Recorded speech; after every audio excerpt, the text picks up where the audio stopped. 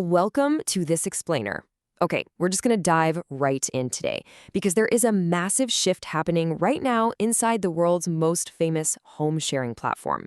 We're going to break down exactly how Airbnb is evolving from a really simple way to rent a spare room into an absolute powerhouse travel super app. So why on earth is a home rental app selling you groceries? I mean, it sounds totally bizarre, right? Imagine booting up the Airbnb app, the one you have historically used just to find a cozy cabin for the weekend, or maybe a spare bedroom in a new city, and instead you're using it to buy your weekly produce. It's a completely new reality for the platform, and understanding exactly why they're doing this, well, that unlocks the whole story of modern travel. Think about it. 18 years ago in San Francisco, Airbnb's scrappy beginnings were focused strictly on short-term home rentals.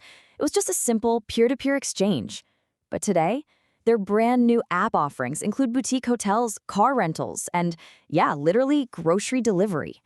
18 years after it started, Airbnb is pivoting aggressively into an entirely new business model.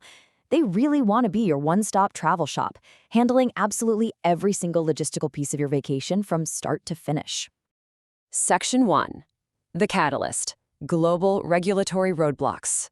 You see, this evolution isn't just about a tech company wanting to try out some fun new features. It is a direct response to an existential threat. Major cities around the entire globe are severely cracking down on the platform's original model. Just listen to how this has unfolded recently. In 2023, New York effectively bans nearly all short-term private rentals. Bam. By December, Spain issues a massive fine against the company. Fast forward to this year, 2026, and Paris has significantly stepped up its crackdown on illegal listings. And looking just ahead to 2028, Barcelona has decided that thousands of existing rental licenses will simply expire and they will not be renewed. City after city is literally closing its doors to the traditional Airbnb model. To really put the sheer scale of this pushback into perspective, think about this number. 65 million. That is the fine, in euros, which is roughly 75 million US dollars, by the way, levied by Spain, and that was over more than 65,000 non-compliant listings in the country. When your core product is facing multi-million-dollar fines and outright bans in the most heavily touristed cities in the world, well, you basically have to adapt or die. Section 2. Building a travel super hub. This is Airbnb's proactive solution to these roadblocks. If they can no longer just be a housing app, they're deciding to transform into a comprehensive, all-encompassing travel ecosystem. They are going on the offensive against the established dominance of major competitors, the Booking.coms and Expedias of the world. The goal here is to capture total travel spending. They don't just want a tiny piece of your vacation budget anymore. They are going directly after the legacy giants, aiming to steal market share and entire trip budgets. They want you to open their app and boom, you never need to leave it to book any other part of your journey. So let's break down exactly what this super app actually looks like. For transport, they're rolling out car rentals and station transfers in over 160 cities worldwide.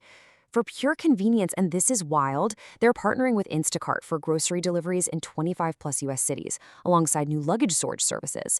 And tying the whole shebang together is new tech, an AI virtual support assistant available in 11 different languages. The vast scale of these new offerings is specifically designed to insulate the company from those housing bans by completely diversifying what it is they actually sell. Now, it's fascinating to contrast that harsh regulatory reality we just went through with the words of CEO Brian Chesky. He recently said, "Travel shouldn't just be convenient, it should be meaningful. The best trips help you explore, learn, and come home a little different than when you left." It's honestly a brilliant piece of corporate messaging.